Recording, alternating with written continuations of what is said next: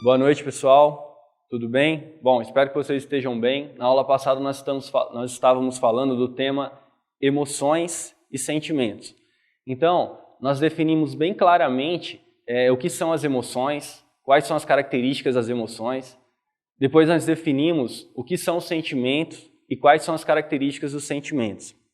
E principalmente, nós falamos também que apesar de um influenciar o outro, eles têm características muito distintas que diferenciam ambos.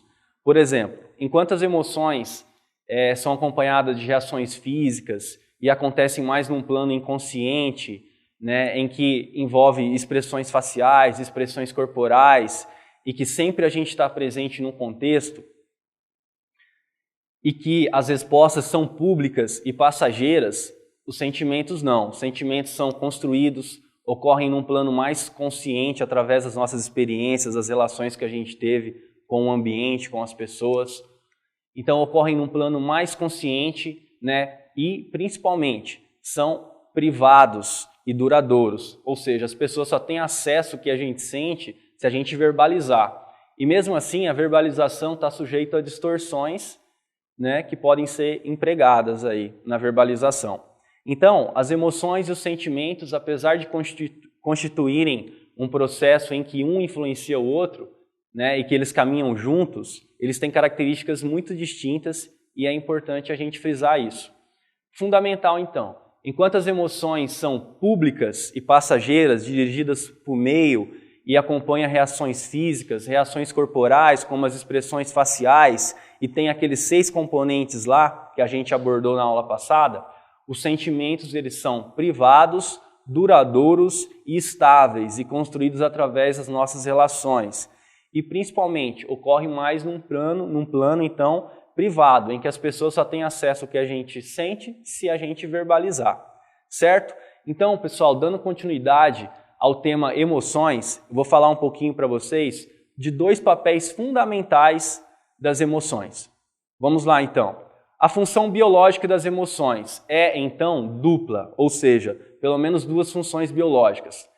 Tem, por um lado, o papel de produzir uma reação específica a uma situação anterior, ou uma situação indutora, uma situação que induz um comportamento. Por outro lado, permite a regulação do estado interno do organismo com a finalidade de o preparar para essa reação específica. Então, pessoal, é importante a gente frisar que as emoções têm pelo menos 2 papéis principais. O primeiro papel é que as emoções é um poderoso meio de comunicação. Todas as vezes que a gente expressa uma emoção, as emoções são acompanhadas de reações físicas, não é? A gente já falou sobre isso.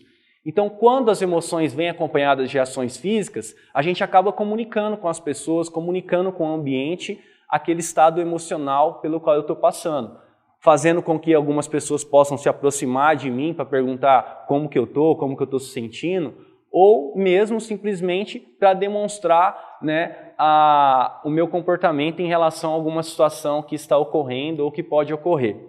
Em relação a essa situação que pode ocorrer, é o segundo fator, é o segundo ponto que faz com que a emoção tenha um papel muito importante.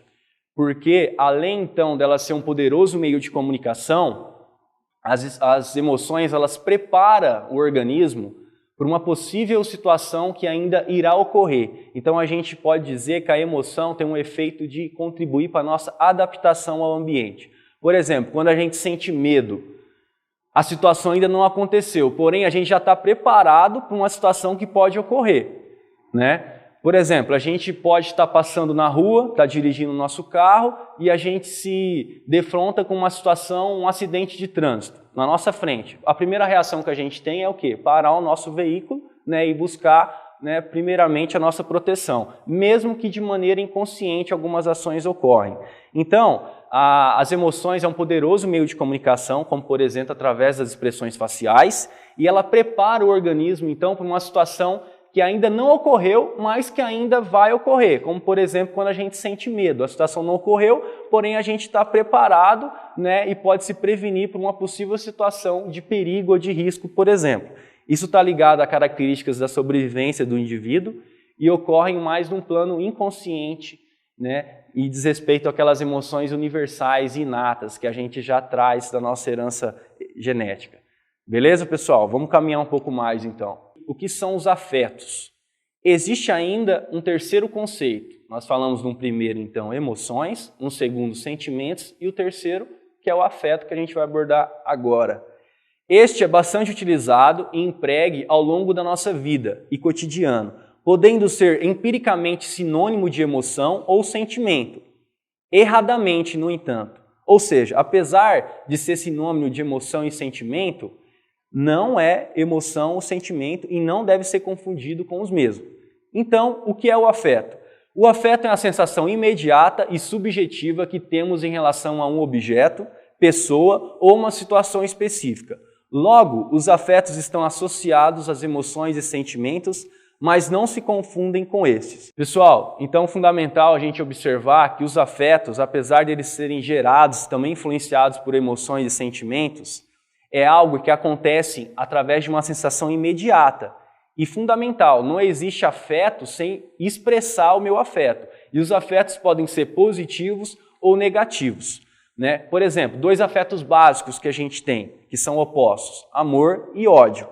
Através dos sentimentos, então, que são construídos através das nossas relações, das experiências com as pessoas, a gente pode expressar os nossos afetos, que são situações, então, imediatas, de acordo com o que eu estou sentindo. Então, eu posso expressar afeto positivo pelas pessoas, né, de aprovação pelas pessoas, de agrado pelas pessoas, de satisfação em relação a algum comportamento de alguma pessoa. E eu posso demonstrar também um afeto negativo, de insatisfação, de desaprovação, enfim, dois afetos básicos, amor e ódio. Caminhando mais um pouco, falar de afetos é falar da relação. A relação implica uma troca em que se dá e se recebe, o que envolve sempre modificação dos elementos envolvidos. Nessas relações, somos afetados pelos outros e também nós afetamos as pessoas. Os afetos que se estabelecem constroem a matriz da nossa vida pessoal e podem exprimir-se pelo amor, mas também pelo ódio. Como eu falei para vocês, os dois afetos básicos. Na nossa sobrevivência psicológica, funda-se nas relações interpessoais.